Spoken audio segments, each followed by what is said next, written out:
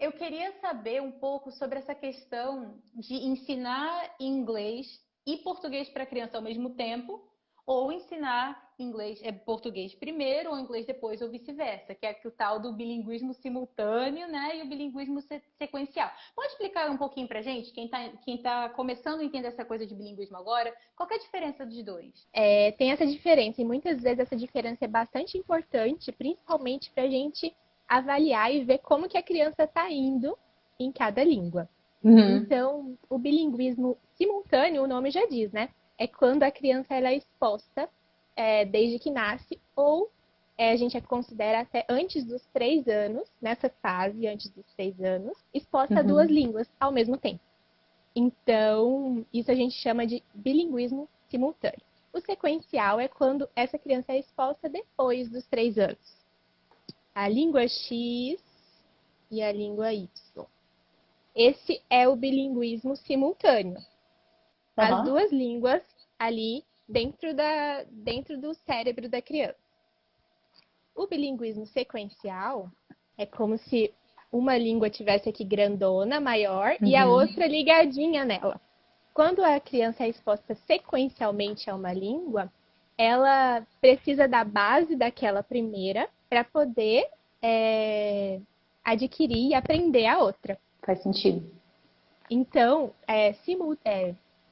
sequencialmente, a criança bilíngue, ela precisa primeiro de uma base na sua Uhum. L1, né, que é a sua língua materna. E a simultânea não existe L1 e L2, existem duas L1s. São duas línguas Aham. maternas, porque ela aprende tudo junto, né? Eu ia dizer que as duas coisas são boas, né? As duas Muito coisas legal. funcionam. As crianças vão aprender, vão ser bilíngues dos dois jeitos. Mas quanto antes, né? Quanto antes dessa criança é exposta a essas duas línguas, algumas especificidades daquelas línguas vão ser mais absorvidas, sabe? Então, uma Uhum. criança que é exposta, quanto mais cedo exposta naquela língua, ela vai ter menos sotaque, por exemplo. Ela vai Uhum. soar como um nativo, mais como um nativo, porque a Uhum. fonologia, que são os sons dessa língua, ela é adquirida um pouquinho mais cedo. Acho que mais para frente também a gente vai comentar sobre período de silêncio e várias outras coisas que também tem a ver com se é um bilíngue simultâneo ou se é um bilíngue sequencial. Interessante. E o cérebro definitivamente armazena de maneiras diferentes.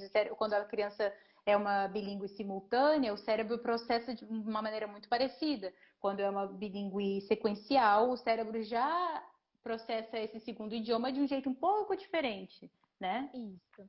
E quanto mais o tempo passa, mais dependente, vamos dizer assim, é a L2 da L1. Hum. Então, um adulto, por exemplo, aprendendo uma língua, a gente se baseia muito, né, na nossa língua materna para aprender a outra.